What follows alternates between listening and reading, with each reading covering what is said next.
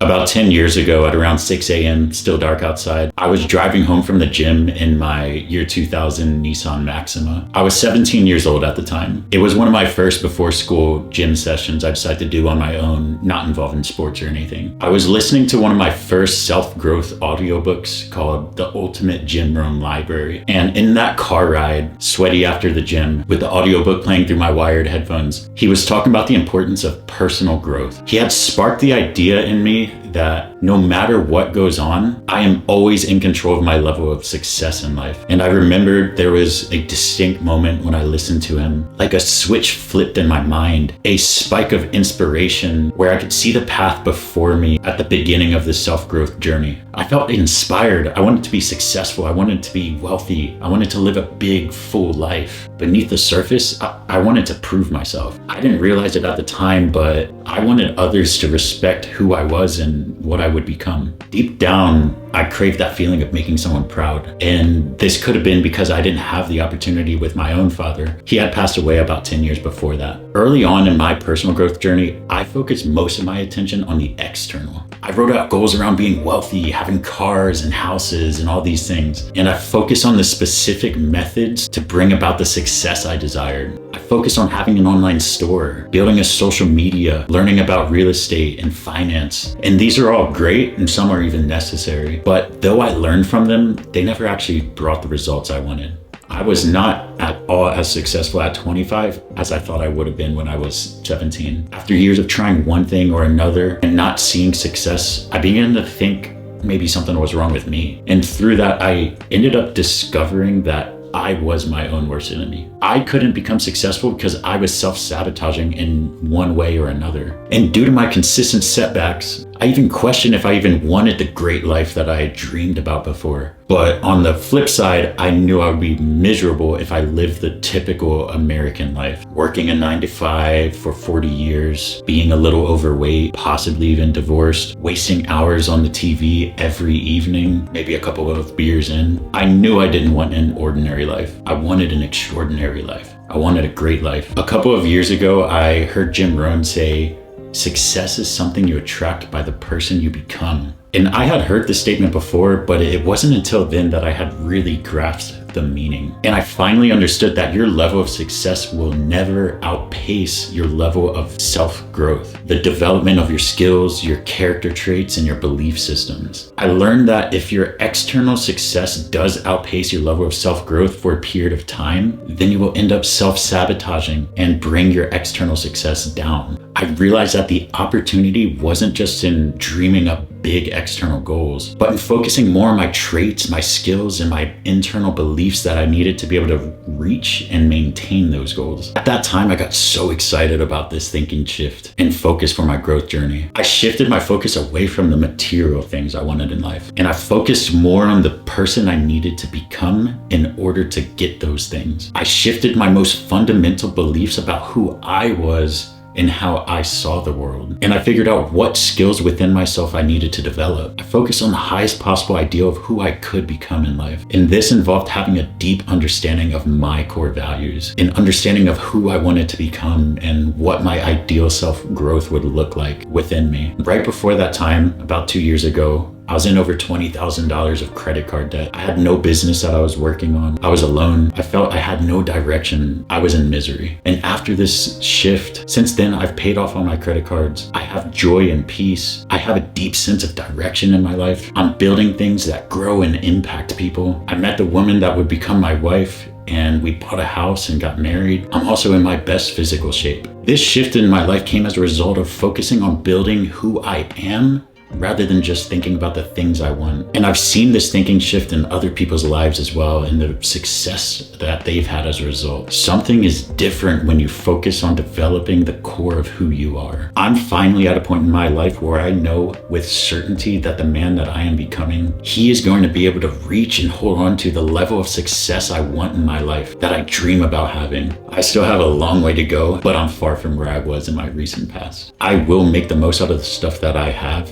and that is success for me. My point is that we focus too much on what we want rather than the person we need to become. Jim Rohn says, work harder on yourself than you do on your job. When too much of your focus is on material, external success, you end up overvaluing these things. You will realize that the things you chased for so long didn't matter as much as you thought they would. You will work toward them, achieve them, and in the end, be left wanting more, stuck with an inner feeling that something is missing, a feeling of unfulfillment. You don't want to go down this path. And I'm proposing a different way to look at your growth journey moving forward. I'm going to help you tackle this problem from 3 perspectives. First is how to have true self-development. Second is how to define who you want to become. And third is reframing how you look at your goals. My main point is to get you to realize this. The greatest wealth you will ever grow in your life will be the wealth of your own self-development. Not the money, not the cars, not the house, not the status, not any of that stuff. Let's get into it.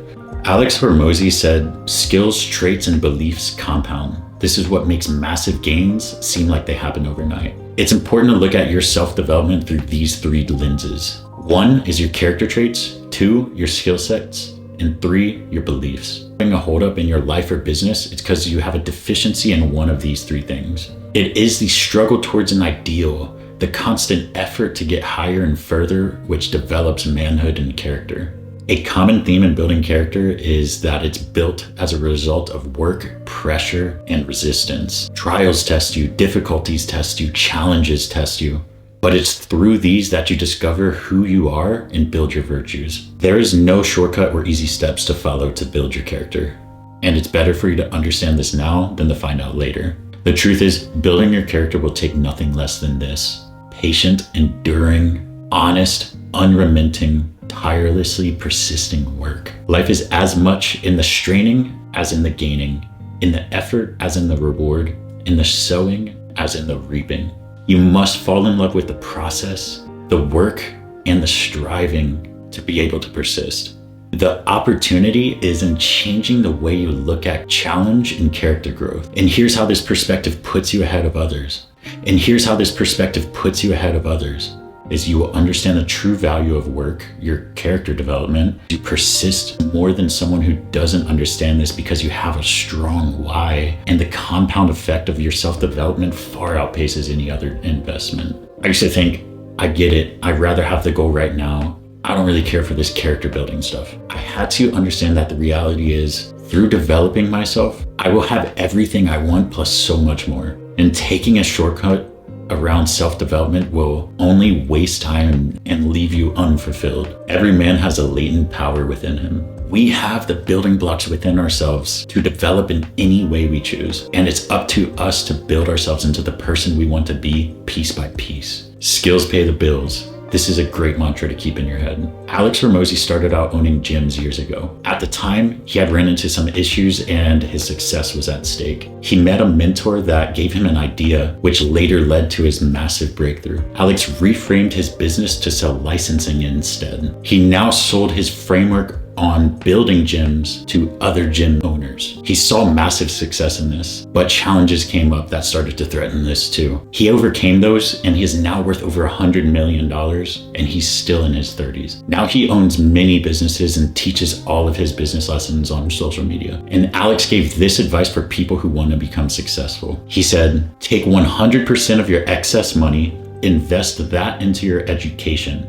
Invest it into knowledge and skills that will increase your earning capacity. This is profound. The lesson behind this is your skills are the investment that will give you the biggest returns. And these are the way Alex says to invest in your skills. One-on-one coaching is your best investment. Courses, coaching and mentors, workshops, seminars, and books. And through these avenues, you can leverage your learning. And this is how you can get 10 years of lessons in 10 months. The things you believe about yourself shape how you view the world. You can have the character traits, the skills, but still hold on to limiting beliefs. And if you do, your beliefs will be what holds you back. Henry Ford says, whether you think you can or think you can't, you're right. Your beliefs turn into self-fulfilling prophecies. If you lack the belief in yourself, you can only go so far despite how much you build yourself up in other areas. In Alex's story, when he was still a gym owner, his bottleneck was a belief issue. The things he believed about how he should think and run his business is what was holding him back. When he shifted his belief systems, his business exploded through the new opportunity. And sometimes it takes someone else to challenge our beliefs and push us to new levels as a result of it. This is why one-on-one coaching is so valuable. Your coach's main job is to challenge your beliefs and expand them, because challenging your beliefs is how they change. And here are 3 actionable methods to help change beliefs. 1, identify a belief you want to change.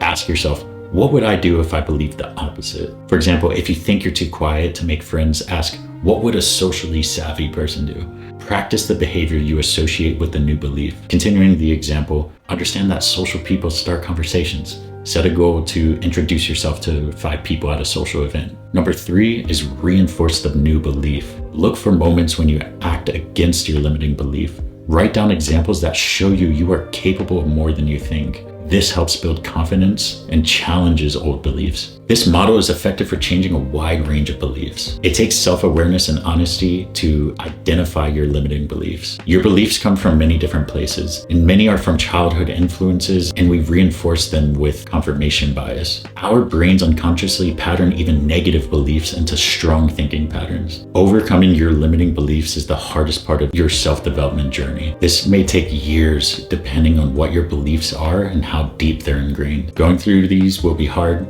It will suck, but you will be okay. It's worth it. Jordan Peterson says, imagine who you could be and then aim single-mindedly at that. At the core of who you are is your character traits and your personal values you've developed over time. And the only way to have more in life is to become more. Having a clear vision of your ideal self is what pulls you from disorder into order. Without clarity on this, you will settle for a low bar in your self-growth, and you can't evolve if you're not seeking to evolve. Growth is not natural. Decline is. This takes intentional work. I will put it for you as simple as possible. Character is power, and there are many character traits and virtues to choose from. It's important to understand that all virtues are shaped from your choosing and our habits, and it will take effort and research to build the right list of traits that suit you. And a book I highly recommend that will help with this is Manvotionals, The Art of Manliness. Here's the list of virtues from the book and some of my notes on them. Manliness.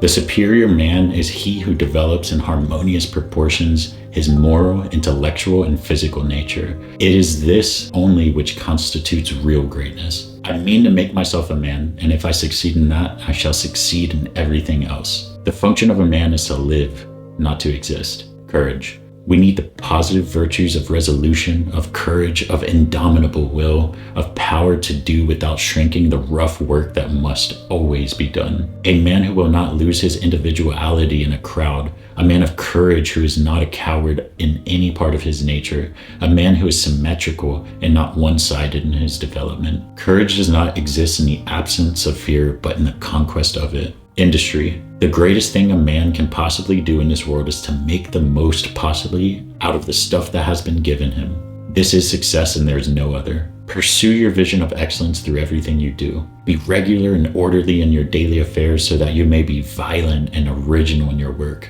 Succeed through the simple device of self-control and self-discipline. It's better to wear out than to rust out.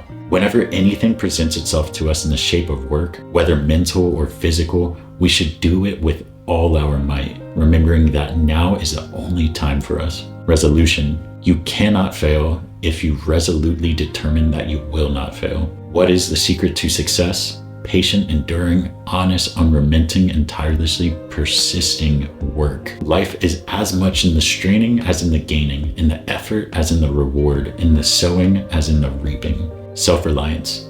Self-reliance is a virtue and is the foundation on which the sturdiest manhood is built. The man who is self-reliant seeks ever to discover and conquest the weakness within him that keeps him from the attainment of what he holds deepest. There's but one great password to success: self-reliance. Discipline. Discipline is a linchpin virtue that makes acquiring all the other virtues possible. Harnessing one's passions through discipline is the only way for a man to move forward in life and reach his full potential. Honor.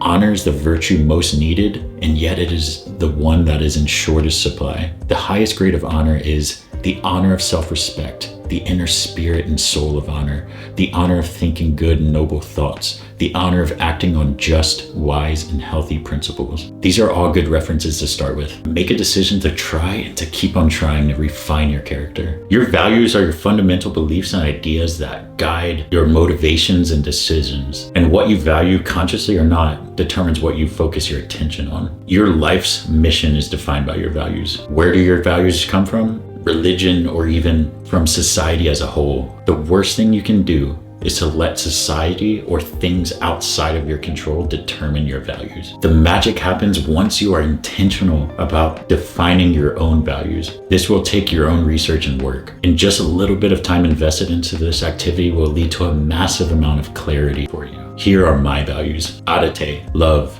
integrity, manliness, courage, industry, resolution, self-reliance, self-control, discipline, honor, generosity, mercy, patience, and enthusiasm. There are, of course, other things like family and friends, etc., but these are more for defining my personal values. Make a list of your values. If you like my list, take that for now and personalize it over time. A man has got to have a creed to live by, from the book Man Devotionals. Once you have your list of values, you can make them more actionable by turning them into a creed. This is my creed I made from my list of values. I value the even development of all sides of my character. I have the resolution to use up my full potential in my character and abilities to have an impact. I have the resolution to use up my full potential in my character and abilities to have a positive impact on the world. I show up to every situation with a loving heart. I treat everyone with patience, mercy, and honor. I am generous to the needy. I am self-reliant. I never compromise my self-control. I develop my discipline and do the hard things I need to do as if I love to do them. I have resolution. I am decisive. I am flexible, but I never waver on my values or what I commit to doing. I speak plainly. I am frank and direct, and I speak without equivocation. There's no variation between my words and my actions. It's easy to come up with a creed once you have your list of values. And here's how you turn your values into a creed. First is have a list of values. And second is turn each value into a sentence on how you would act out that value. Adopt my creed for yourself if this is something that speaks to you. And of course, you can always adjust it and change it as you grow over time. Memorize your creed. Repeat it every day in the morning. Let it become part of you. Then focus on living out your creed every day. This is how you ingrain your chosen values and turn them into character traits. My main point, don't just look at goals as a tool to get what you want. More importantly, look at goals as a tool to develop yourself as a person and get what you want. Here's how to look at goals through the lens of personal growth. View goals as a tool to leverage your personal growth. Define who you need to become, skills, traits, beliefs, to achieve what you want. With this in mind, now set goals that will make something of you to achieve them. Start focusing on which skills, traits, and beliefs you need to develop to reach your goals. The true value of your goals is the self-development that comes as a result of reaching them. The people who don't understand this miss the point and focus on the wrong thing. That is why such a high percentage of successful people are unhappy. I don't want that to be you. Focus on becoming someone unique in your journey through life. Jim Rohn says, it's not what you get that makes you valuable. It's the person you become that makes you valuable. Thank you for watching. Look out for the next one.